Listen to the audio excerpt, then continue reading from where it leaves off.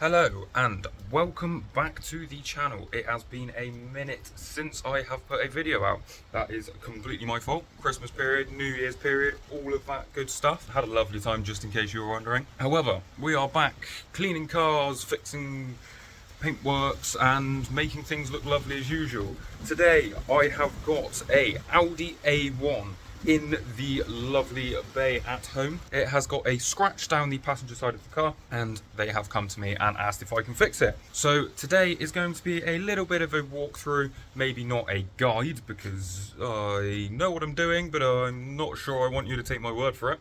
But a little bit of a guide on how to do a bit of a scratch repair. Now, the scratch itself doesn't look too bad, so I have ordered up a nice colour matched paint pen just to dab in some of the spots that are a little bit deeper than the rest, and we're going to give a go at flattening this back slightly, polishing it up, filling it in and getting it looking brand new again. In my list of tools for today's job, we have our Flex rotary polisher, we've got our 3M fast cutting compound, we've got a selection of pads, everything from a wall cutting pad to some softer foam pads. We have our paint touch-up pen and we have a sanding block with some 2000 grit sandpaper.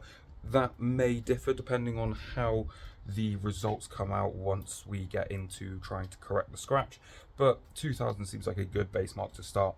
So I'm going to get some water, going to soak up the area first to get some nice wet sanding going, flat that scratch back a little bit and then start filling in some paint. We have taken our wet and dry 2000 grit sandpaper to the side of the car and got the scratch flattered back so it is nice and level. We're now going to dab a little bit of paint in there, just sort of fill in the deeper parts and then work on bringing the paint back to life with a little bit of polish, various different pads, and just trying to sort of rebuild that gloss layer over the top.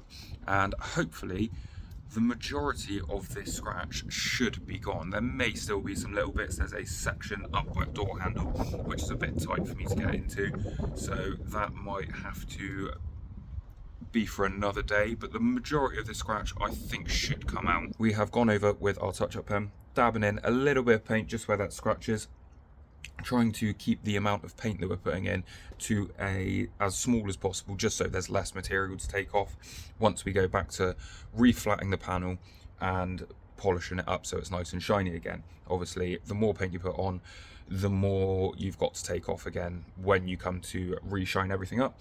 So this is looking quite good. I'm going to leave this to dry for a couple of minutes just before you start attacking it with a polisher again, or sandpaper, or however you tend to go about it.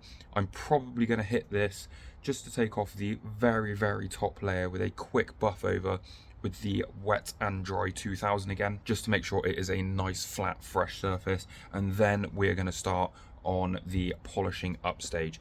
I've got a wall cutting pad which I'm probably going to do a quick pass over with just to cut back some of the 2000 marks, and then move straight onto my harder foam pad to start trying to really boost that gloss and more of the refining stage as opposed to taking more layers of paint off. But for so far we are looking at a nice result. Everything is going according to plan, which we like. We know how things can vary and go off track, as we've seen with Porsche, but so far so good.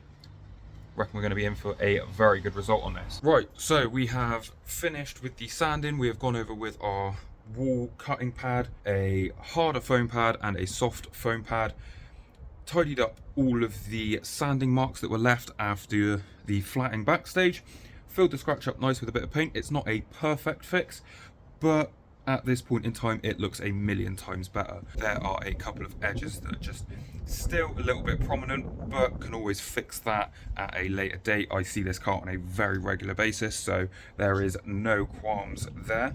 However, I am very happy with the result. I'm sure it looks absolutely lovely on the video. That is a very quick way of DIYing your own scratch repairs, whether you want to try it at home or come and see me down at GM Detailing. You know where to find me: YouTube, Instagram, Facebook and all that good stuff.